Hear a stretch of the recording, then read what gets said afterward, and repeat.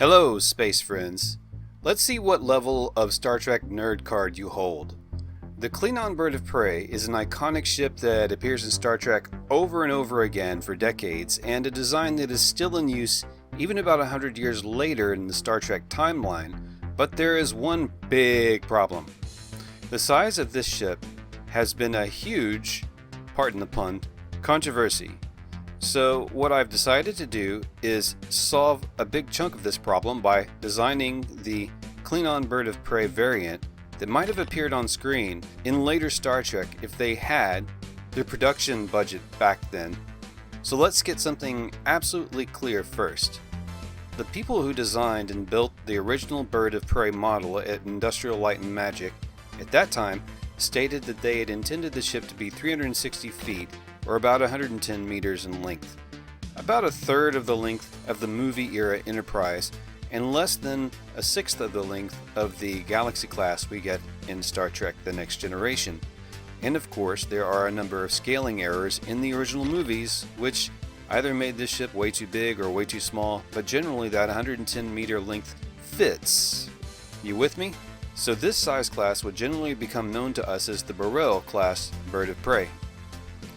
Things started to go wonky in Star Trek The Next Generation when, oh yes, they would bring this ship design back, so apparently some variant of it is still in service almost a century later. However, the size of these things is an issue. In the TNG episode The Defector, which is an excellent episode by the way, Picard enlists the help of the Klingons as his secret insurance card when confronting the Romulans, who tricked the Enterprise into charging into a trap where they would attempt to capture her. The Klingon ships in this scene are vastly larger than 110 meters.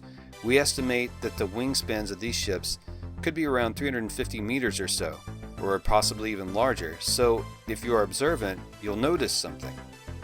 The wings are not in the downward attack position like the smaller birds of prey would typically assume here. Also, in another excellent Star Trek TNG episode called Yesterday's Enterprise, again, the scale of these ships on screen suggests a much larger ship, and the wings are fixed in a slightly upward position. Data calls these Cavort-class battlecruisers, certainly not a Scout-class vessel as Chekhov would describe in Star Trek III. The name of this class, Cavort class, seems to rarely come up, as it was mentioned perhaps once or twice in Star Trek DS9, but after TNG, we really don't see these supersized birds of prey anymore, only the smaller ones, which often have their wings in the downward attack position.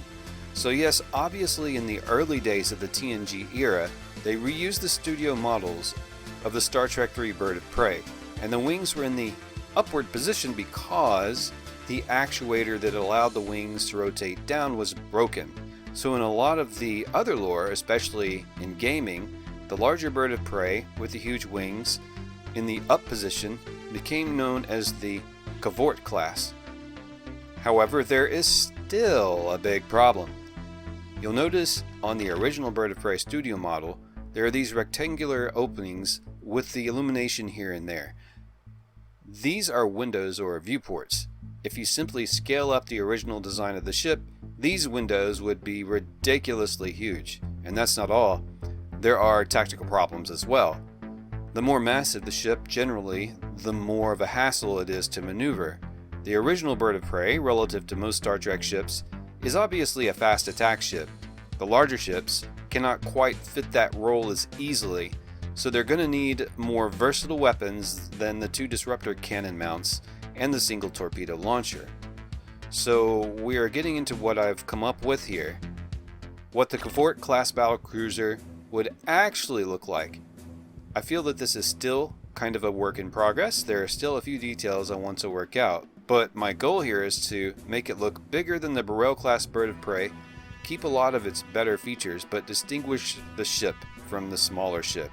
And you know, the origins of the Burrell, yeah, it's a great design, but it leaves us with so many questions such as, why doesn't it have warp nacelles like every other Klingon, Romulan, and Federation ship?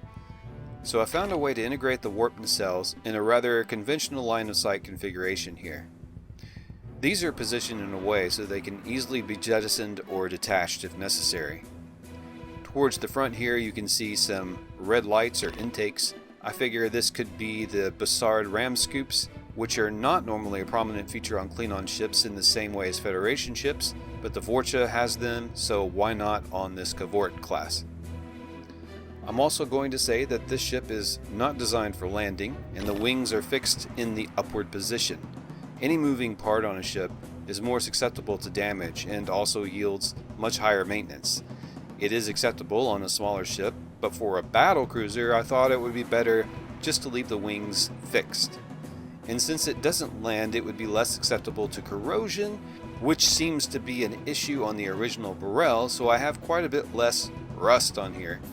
You can also see that rather than the large rectangular window slits, I've made the windows smaller relative to the hull to give the ship a larger appearance. So let's talk about the weapons. Only 2 mostly forward-firing weapon mounts and 1 forward-firing torpedo seems illogical for a ship this size. Yes, while this ship's tactics are probably meant to catch the enemy by surprise, by decloaking and unleashing all of its powerful front weapons, there should be an option for a flyover or a strafing attack as well. So on this Cavort we have several disruptor turrets with very good firing arcs. Also, I've decided that this would be a pretty good place for an aft torpedo tube.